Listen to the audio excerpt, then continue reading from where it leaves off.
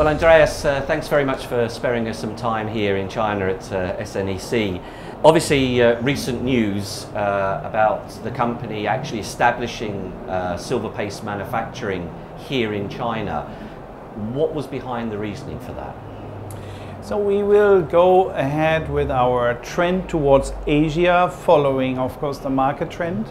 We decided to come much closer to the customer, and we see that today silver paste is essentially cooperating with customers, adjusting the silver paste neatly to the specific production process of the customer.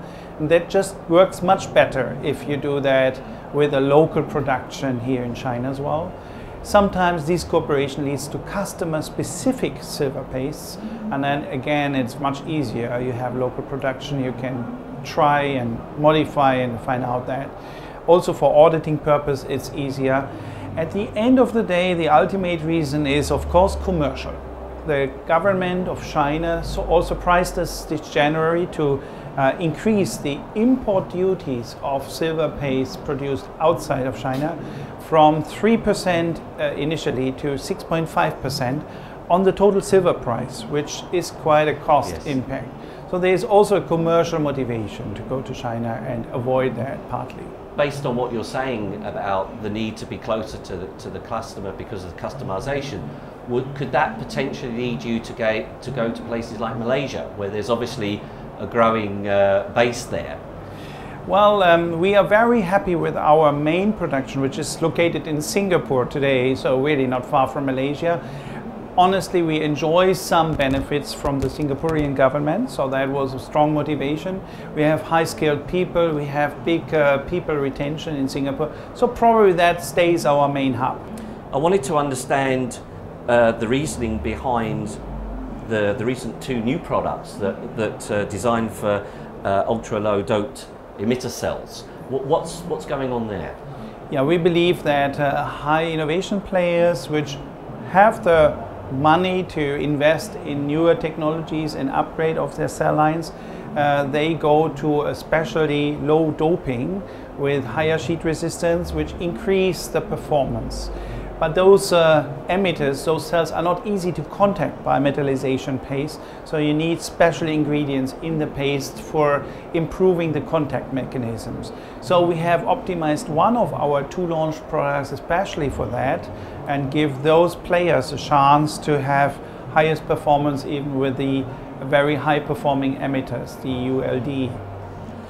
Obviously we've seen a lot of the need for customization, but we've also got a lot of different cell designs going on here, from N-type, PERC, metal wrap through.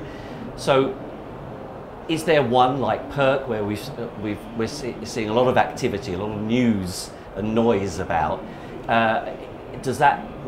Do you get the sense that people are focusing more on PERC than perhaps some of the others? So it's definitely too early to say who of the many technology trends towards high performance cell is the winner. So we play on all games so far. Secondly, we believe strongly there will be several winners. There were several technologies who make it. We see prominent players like Yingli, LG today who play on N-type, and we're cooperating with them closely. On the other side, we have about 20 customers going for pilot lines for PERC. And then we have other players who look at new printing technologies, making silver lines much thinner and reducing cost by less silver deposit, or going to 5 bus bars, or even going to the IBC cell design. So we see many ways. At the moment we feel better, we support them all. Do you expect silver paste consumption to continue to increase or return to growth? Physically spoken, to have good conductivity, you don't need such a wide finger. So still the finger is physically spoken too wide today.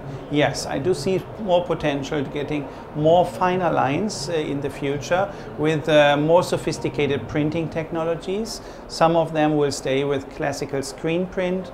Others will maybe go to stencil print or other technologies which may cost a little, so that's always the game between cost and technology. On the long run, I think silver deposit will decrease not as strong as in the last years, which was kind of 30% decrease per year. I think now we are more asymptotic to kind of 10% per year decrease in silver deposit average.